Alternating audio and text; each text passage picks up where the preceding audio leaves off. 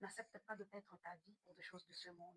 N'accepte pas de perdre ta vie pour de futilité. N'accepte pas de perdre ta vie pour quelque chose qui va passer au final. La Bible dit ceci en Matthieu chapitre 16, verset 25. Celui qui voudra sauver sa vie le perdra, et celui qui le perdra à cause de moi le sauvera et le retrouvera. Alors ce message est pour toi. N'accepte pas de perdre ta vie pour des choses de ce monde. N'accepte pas de perdre ta vie pour un iPhone.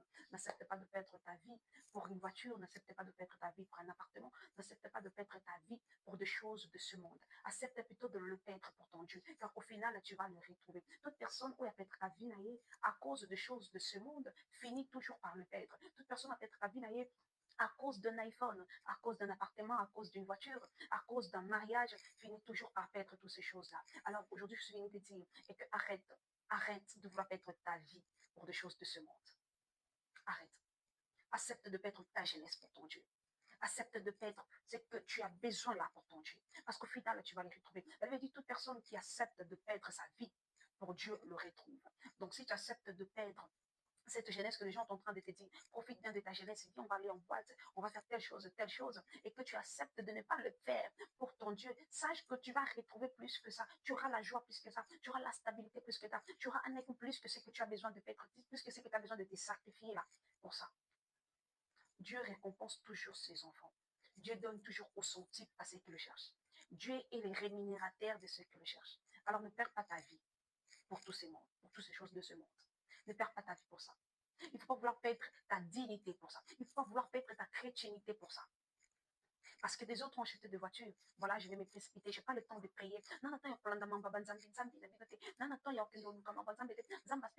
aucun n'accepte pas de perdre cette chrétienté pour des choses de ce monde. Tout ce que nous avons va passer. Raison pour laquelle tu acceptes de perdre notre vie pour ça. Nous sommes toujours perdre vraie vie. Parce que des gens qui étaient avant nous ont utilisé des téléphones plus que ce qu'on utilise dans leur époque. Basala qui kindumba pour un iPhone, basala qui kindumba pour plusieurs choses. Alors aujourd'hui, perdre tout, ils ont resté avec rien. Alors nous, cette génération, n'accepte pas, nous ne devons pas accepter de perdre notre vie pour ce que le diable nous présente. Il ne faut pas perdre ta dignité pour les choses de ce monde. Ou perdre virginité pour un iPhone. Ou perdre moto pour une voiture. Tokende pa papa mo boy asokolaka bato, tokende pa mama mo boy alatisaka bato, tokende sika mo boy babongisaka bato. Non, faut pas kolingana mibali na mibali, il faut pas kobima basi na basi pour que vous possédez appartement, pour que vous possédez telle chose. Pourquoi acceptes-tu de perdre ta vie pour ça? Alors que toutes les choses de ce monde finissent par passer. Alors que toutes les choses de ce monde n'est jamais une éternité. Ça passera toujours. Mais que dira-t-il à Dieu ce jour-là? Que deviendra-t-il quand toutes ces choses vont passer? Que deviendra-t-il quand toutes les choses que tu acceptes de perdre ta vie pour ça va passer? Alors, réponds-toi. Remets ta vie à Jésus. Accepte de le perdre en Jésus. Parce qu'au final, tu vas le retrouver. Dieu finira par te récompenser. Dieu finira par te rémunérer. Dieu finira par te donner plus que ce que tu as besoin de maintenant.